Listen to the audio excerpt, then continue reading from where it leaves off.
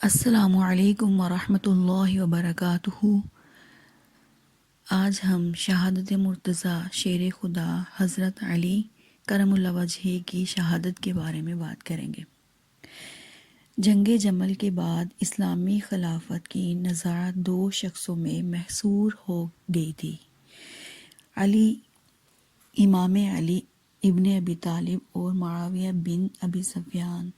ان کے درمیان تیسری شخصیت عمرو بن العاص کی تھی اور اپنے سیاسی تدبر کی وجہ سے غیر معمولی اہمیت رکھتی تھی۔ جنگ صفین نے مسلمانوں میں ایک نیا فرقہ خوارج کا پیدا کر دیا تھا۔ یہ اگرچہ تمام تر سیاسی اغراض و مقاصد رکھتا تھا، لیکن مسلمانوں کے دوسرے فرقوں کی طرح اس کے عقائد بھی دینی رنگ میں رنگے ہوئے تھے۔ اس نے اپنا سیاسی مذہب یہ قرار دیا تھا، ان الحکم الا اللہ، یعنی حکومت کسی آدمی کی نہیں ہونی چاہیے۔ دراصل تاریخ اسلام کے خوارج موجودہ تمدن کے انارکسٹ تھے، لہٰذا وہ کوفہ اور دمشق حکومتوں کے مخالف تھے۔ مکہ میں بیٹھ کر خارجیوں نے سازش کی، 3 آدمیوں نے بیڑا اٹھایا کہ پوری تاریخ یہ اسلام بدل دیں گے، اور انہیں بدل دی۔ عمرو بن بکر تمیمی نے کہا، میں حاکم مصر عمرو بن العاص کو قتل کر دوں گا کیونکہ وہ فتنہ کی متحرک روح ہے۔ برق بن عبداللہ تمیمی نے کہا، میں معاویہ بن ابی سفیان کو قتل کر دوں گا کیونکہ اس نے مصر میں قیصریت قائم کی ہے۔ ایک لمحہ کے لیے خاموشی چھا گئی۔ علی ابن ابی طالب کے نام سے دل تھراتے تھے۔ بالآخر عبد الرحمن بن ملجم مراوی نے مہر سکوت توڑی، میں علی کو قتل کروں گا۔ ان ہولناک مہموں کے لیے 17 رمضان المبارک کی تاریخ مقرر کی گئی۔ پہلے 2 شخص اپنی مہم میں ناکام رہے، لیکن عبد الرحمن بن ملجم کامیاب ہو گیا۔ اس اجمال کی تفصیل حسب ذیل ہے۔ مکہ سے چل کر عبد الرحمن کوفہ پہنچا۔ یہاں بھی خوارجوں کی ایک بڑی تعداد موجود تھی۔ عبد الرحمن ان کے ہاں آتا جاتا تھا۔ ایک دن قبیلہ تیم الرباب کے بعض خارجیوں سے اس کی ملاقات ہو گئی۔ انہی میں ایک خوبصورت عورت قطام بنت شجنہ بن عدی بن عامر بھی تھی۔ عبد الرحمن اس پر عاشق ہو گیا۔ سنگ دل نازنین نے کہا، میرے وصل کی شرط یہ ہے کہ جو مہر میں طلب کروں وہ ادا کرو۔ ابن ملجم راضی ہو گیا۔ قطام نے اپنا مہر یہ بتلایا، 3000 درہم، 1 غلام، 1 کنیز اور علی رضی اللہ تعالی عنہ کا قتل۔ عبد الرحمن نے کہا، منظور، مگر علی کو کیوں قتل کروں؟ خون خوار مشوکہ نے جواب دیا، چھپ کر اگر تم کامیاب ہو کر لوٹ آئے تو مخلوق کو شر سے نجات دے گا اور اہل و عیال کے ساتھ مسرت کی زندگی بسر کرے گا۔ اگر مارا جائے گا تو جنت اور لازوال نعمت حاصل کرے گا۔ عبد الرحمن مطمئن ہو گیا۔ روایتوں سے ثابت ہے کہ حضرت علی کے قلب میں آنے والے حادثے کا احساس پیدا ہو گیا تھا۔ عبد الرحمن بن ملجم کی طرف جب دیکھتے تو محسوس کرتے کہ اس کے ہاتھ خون سے رنگین ہونے والے ہیں۔ ابن سعد کی ایک روایت میں ہے کہ آپ فرماتے تھے، خدا کی قسم مجھے حضرت صلی اللہ علیہ وسلم نے بتایا ہے کہ میری موت قتل سے ہوگی۔ عبد الرحمن بن ملجم 2 مرتبہ بیعت کے لیے آیا مگر آپ نے لٹا دیا۔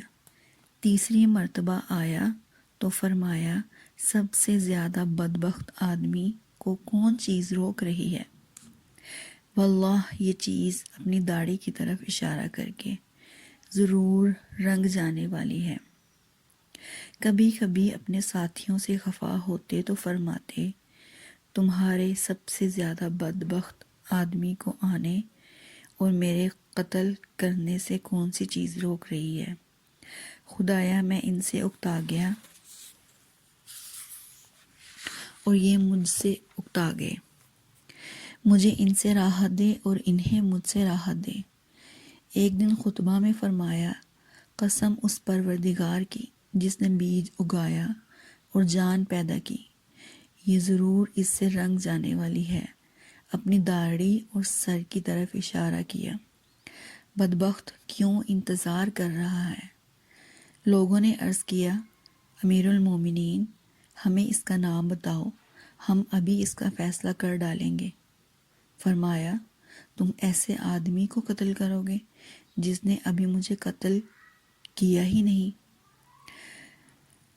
عرض کی گئی تو ہم پر کسی کو خلیفہ بنا دیجیے۔ فرمایا نہیں، میں تمہیں اسی حال میں چھوڑ جاؤں گا جس حال میں تمہیں رسول اللہ صلی اللہ علیہ وسلم چھوڑ گئے تھے۔ لوگوں نے عرض کی اس صورت میں آپ اللہ کو کیا جواب دیں گے؟ فرمایا کہوں گا اللہ میں ان میں تجھے چھوڑ آیا ہوں، تو چاہے تو ان کی اصلاح کر لے، چاہے انہیں بگاڑ دے۔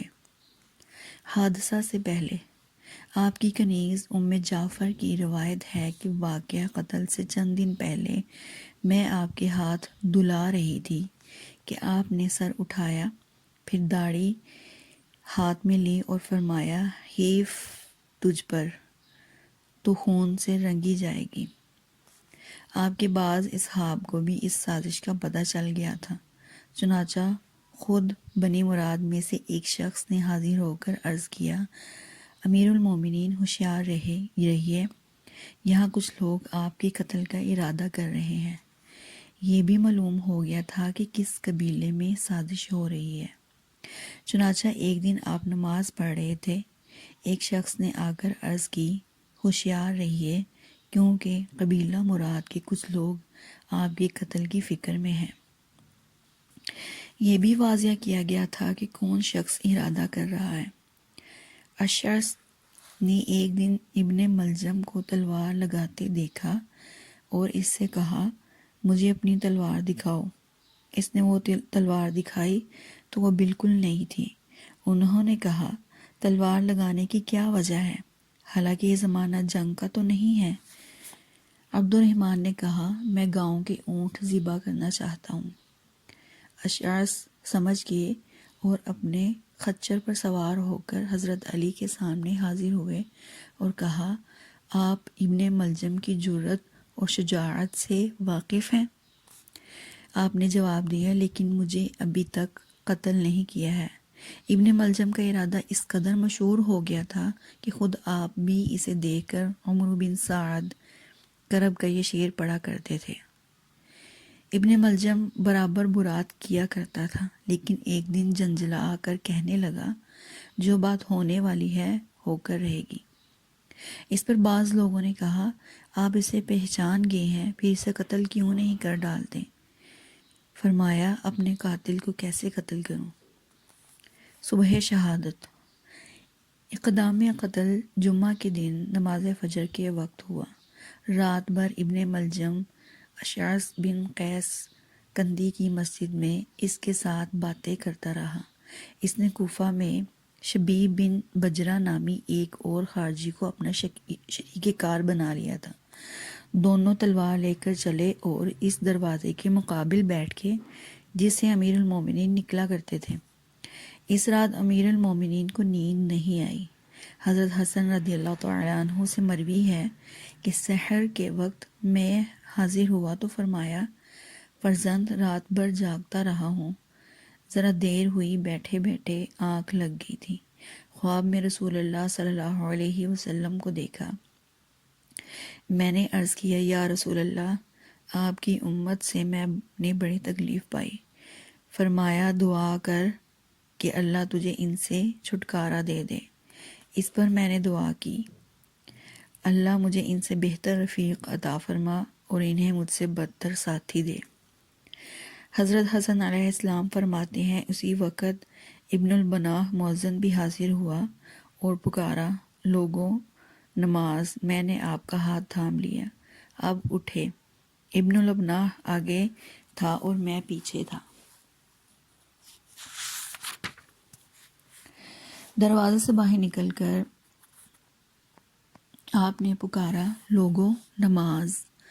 روزہ آپ کا یہی دستور تھا کہ لوگوں کو نماز کے لیے مسجد میں آنے کے لیے جگاتے پھرتے تھے۔ ایک روایت میں ہے کہ مؤذن کے پکارنے پر اٹھے نہیں، لیٹے رہے۔ مؤذن دوبارہ آیا مگر آپ سے پھر بھی اٹھا نہ گیا۔ سہبارہ اس کے آواز دینے پر آبا مشکل یہ شعر پڑھنے مسجد کو چلے۔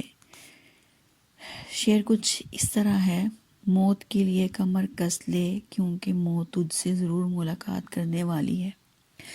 موت سے نہ ڈر اگر وہ تیرے حال نازل ہو جائے۔ آپ جوں ہی آگے بڑھے، دو تلواریں چمکتی نظر آئیں اور ایک آواز بلند ہوئی، حکومت خدا کی ہے نہ کہ علی تیری۔ شبیب کی تلوار تو طارق پر پڑی، لیکن ابن ملجم کی تلوار آپ کی پیشانی پر لگی اور دماغ میں اتر گئی۔ اللہ اکبر! زخم کھاتے ہی آپ چلائے، رب کعبہ کی قسم میں کامیاب ہو گیا۔ نیز پکارے، قاتل جانے نہ پائے۔ لوگ ہر طرف سے ٹوٹ پڑے، شبیب تو نکل بھاگا۔ عبد الرحمن نے تلوار گمانا شروع کر دی اور مجمع کو چیرتا ہوا آگے بڑھا۔ قریب تھا کہ ہاتھ سے نکل جائے، لیکن مغیرہ بن نوفل بن حارث بن عبد المطلب، جو اپنے وقت کے پہلوان تھے، دوڑے اور بھاری کپڑا اس پر ڈال دیا اور زمین پر دے مارا۔ قاتل اور مقتول میں گفتگو۔ امیر المومنین جب گھر پہنچائے گئے، آپ نے قاتل کو طلب کیا۔ جب وہ سامنے آیا تو فرمایا، او دشمن خدا، کیا میں نے تجھ پر احسان نہیں کیے تھے؟ اس نے کہا، ہاں۔ فرمایا، پھر تو نے یہ حرکت کیوں کی؟ کہنے لگا، میں نے اس تلوار کو 40 دن تیز کیا تھا اور اللہ سے دعا کی تھی کہ اس سے اپنی بدترین مخلوق قتل کرائے۔ فرمایا، میں سمجھتا ہوں تو اسی سے قتل کیا جائے گا، اور خیال کرتا ہوں تو ہی اللہ کی بدترین مخلوق ہے۔ آپ کی صاحبزادی حضرت ام کلثوم نے پکار کر کہا، او دشمن خدا، تو نے امیر المومنین کو قتل کر ڈالا۔ کہنے لگا، میں نے امیر المومنین کو قتل نہیں کیا، البتہ تمہارے باپ کو قتل کیا ہے۔ انہوں نے خفا ہو کر کہا، واللہ میں امید کرتی ہوں امیر المومنین کا بال بھیکا نہ ہوگا۔ کہنے لگا، پھر کیوں ٹسوے بہاتی ہے؟ پھر بولا، باخدا میں نے مہینہ بھر اس تلوار کو زہر پلایا ہے، اگر اب بھی یہ بے وفائی کرے تو خدا اسے غارت کرے۔ نعوذ باللہ، استغفر اللہ۔ امیر المومنین رضی اللہ تعالیٰ عنہ نے حضرت حسن سے کہا، یہ قیدی ہے، اس کی خاطر تواضع کرو، اچھا کھانا دو، نرم بچھونا دو۔ اگر زندہ رہوں گا تو اپنے خون کا سب سے زیادہ دعوے دار میں ہوں گا، قصاص لوں گا یا معاف کر دوں گا۔ اگر مر جاؤں تو اسے بھی میرے پیچھے روانہ کر دینا، رب العالمین کے حضور اس سے جواب طلب کروں گا۔ اے بنی عبد المطلب، ایسا نہ ہو کہ مسلمانوں کی خون ریزی شروع کر دو اور کہو کہ امیر المومنین قتل ہو گئے۔ خبردار، میرے قاتل کی سوا دوسرا قتل نہ کیا جائے۔ اے حسن، اگر میں اس کی ضرب سے مر جاؤں تو ایسے ہی ضرب سے اسے بھی مارنا، اس کے ناک کان کاٹ کر لاش خراب نہ کرنا، کیونکہ میں نے نبی صلی اللہ علیہ وسلم کو فرماتے سنا ہے کہ خبردار، ناک کان نہ کاٹو، اگرچہ وہ کتا ہی کیوں نہ ہو۔ ایک روایت میں ہے کہ فرمایا، اگر تم قصاص لینے ہی پر اصرار کرو تو چاہیے کہ اسے اس طرح ایک ضرب سے مارو جس طرح اس نے مجھے مارا، لیکن معاف کر دو تو یہ تقویٰ سے زیادہ قریب ہے۔ دیکھو، زیادتی نہ کرنا، کیونکہ خدا زیادتی کرنے والوں کو پسند نہیں کرتا۔ وصیت۔ پھر آپ بے ہوش ہو گئے۔ جب ہوش میں آئے تو جناب بن عبداللہ نے حاضر ہو کر کہا، خدا نہ خواستہ اگر ہم نے آپ کو کھو دیا تو کیا حسن رضی اللہ تعالیٰ عنہ کے ہاتھ بیعت کریں؟ آپ نے جواب دیا، میں تمہیں نہ اس کا حکم دیتا ہوں نہ اس سے منع کرتا ہوں، اپنی مصلحت تم بہتر سمجھتے ہو۔ سبحان اللہ۔ پھر اپنے صاحبزادوں حسن اور حسین کو بلا کر فرمایا، میں تم دونوں کو تقوی الہی کی وصیت کرتا ہوں اور اس کی دنیا کا پیچھا نہ کرنا، اگرچہ وہ تمہارا پیچھا کرے۔ جو چیز تم سے دور ہو جائے اس پر نہ کڑنا، ہمیشہ حق کرنا، یتیم پر رحم کھانا، بے کس کی مدد کرنا، آخرت کے لیے عمل کرنا، ظالم کے دشمن بننا، مظلوم کی حامی بننا، کتاب اللہ پر چلنا، خدا کے باب میں ملامت کرنے والوں کو ملامت کی پرواہ نہ کرنا۔ پھر آپ نے تیسرے صاحبزادے محمد بن حنفیہ کی طرف دیکھا، جو نصیحت میں نے تیرے بھائیوں کو کی تھی تو نے حفظ کر لی؟ انہوں نے عرض کی، جی ہاں۔ فرمایا، میں تجھے بھی یہی وصیت کرتا ہوں، نیز وصیت کرتا ہوں کہ اپنے بھائیوں کے عظیم حق کا خیال رکھنا، ان کی اطاعت کرنا، بغیر ان کی رائے کے کوئی کام نہ کرنا۔ پھر امام حسن و حسین علیہم السلام سے فرمایا، میں تمہیں اس کے بارے میں وصیت کرتا ہوں کیونکہ یہ تمہارا بھائی ہے، تمہارے باپ کا بیٹا ہے، اور تم جانتے ہو تمہارا باپ اس سے محبت کرتا ہے۔ پھر امام حسن رضی اللہ تعالیٰ عنہ سے فرمایا، فرزند، میں تمہیں وصیت کرتا ہوں خوف خدا کی، اپنے اوقات میں نماز قائم کرنے کی، میعاد پر زکوٰۃ ادا کرنے کی، ٹھیک وضو کرنے کی، کیونکہ نماز بغیر طہارت ممکن نہیں، اور مانع زکوٰۃ کی نماز قبول نہیں۔ نیز وصیت کرتا ہوں خطائیں معاف کرنے کی، دین میں عقل و دانش کی، ہر معاملے میں تحقیق کی، قرآن سے مزاولت کی، پڑوسی سے حسن سلوک کی، امر بالمعروف نہی عن المنکر کی، فواحش سے اجتناب کی۔ پھر اپنے تمام اولاد کو مخاطب کر کے کہا، خدا سے ڈرتے رہو، اس کی اطاعت کرو، جو تمہارے ہاتھ میں نہیں اس کا غم نہ کرو، اس کی عبادت پر کمر بستہ رہو، چست و چلاک بنو، سست نہ بنو، ذلت قبول نہ کرو۔ خدایا ہم سب کو ہدایت پر جمع کر دے، ہمیں اور انہیں دنیا سے بے رغبت کر دے، ہمارے اور ان کے لیے آخرت اول سے بہتر کر دے۔ وفات کے وقت یہ وصیت لکھوائی، یہ علی ابن ابی طالب کی وصیت ہے۔ وہ گواہی دیتا ہے کہ اللہ وحدہ لا شریک لہ کے سوا کوئی معبود نہیں، اور یہ کہ محمد صلی اللہ علیہ وسلم اس کے بندے اور رسول ہیں۔ میری نماز، میری عبادت، میرا جینا، میرا مرنا، میرا سب کچھ اللہ رب العالمین کے لیے ہے، اس کا کوئی شریک نہیں، اسی کا مجھے حکم دیا گیا ہے اور میں سب سے پہلا فرما بردار ہوں۔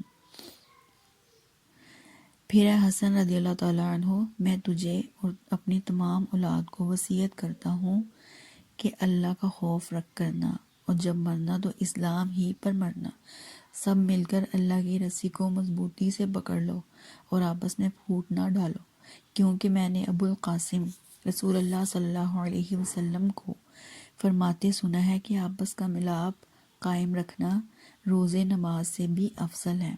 اپنے رشتہ داروں کا خیال کرو، ان سے بھلائی کرو، خدا تم پر بھی حساب آسان کر دے گا، اور ہاں یتیموں کا خیال رکھو، ان کے منہ میں خاک مت ڈالو، وہ تمہاری موجودگی میں ضائع نہ ہونے پائیں، اور دیکھو تمہارے پڑوسی، اپنے پڑوسیوں کا خیال رکھو، کیونکہ یہ تمہارے نبی کی وصیت ہے۔